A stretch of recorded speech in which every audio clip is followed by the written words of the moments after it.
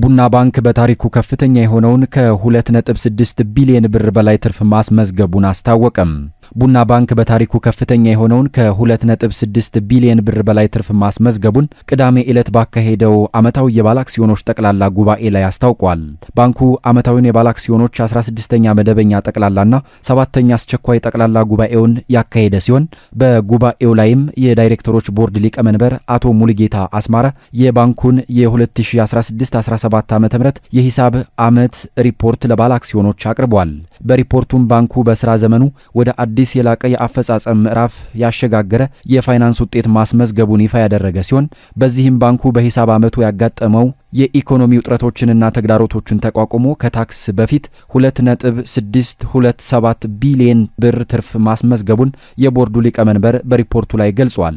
ይህም ከባለፈው ዓመት 950 ሚሊዮን ብር የትርፍ አፈጻጸም ጋር ሲነጻጸር የ182.5 በመቶ እድገት ማሳየቱን ገልጸው ባንኩ በሂሳብ ዓመቱ በ1000 ብር አክሲዮን ላይ ያስመዘገበውን ትርፍ ባለፈው ዓመት ከነበረው 161.57 ብር የ146.7 በመቶ እድገት ማስመዝገብ ወደ 398.65 ብር ከፍ ማድረግ መቻሉን አቶ ሙሉጌታ አስማረ ተናግረዋል። አገልግሎት መስጠት ከጀመረ 16 ዓመታትን ያስቆጠረው ቡና ባንክ በተሰማራበት የፋይናንስ ኢንዱስትሪ ጠንካራ ተወዳዳሪነቱን አስጠብቆ መጓዝ ብቻ ሳይሆን የላቀና ተመራጭ ባንክ ለመሆን ሲተጋ ቆይቷል።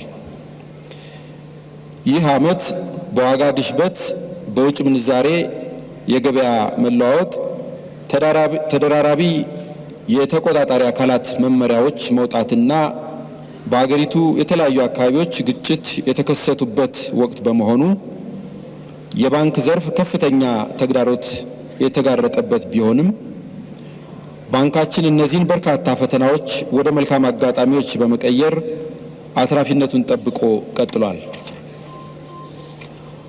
ባንካችን በተጠናቀቀው እንደ አውሮፓውያን አቆጣጠር የ2024-25 የሂሳብ ዓመት በታሪኩ ከፍተኛ የሆነውን ከታክስ በፊት 2 ቢሊዮን 627 ሚሊዮን ብር ትርፍ በማስገኘት ጠንካራ አፈጻጸም አስመዝግቧል።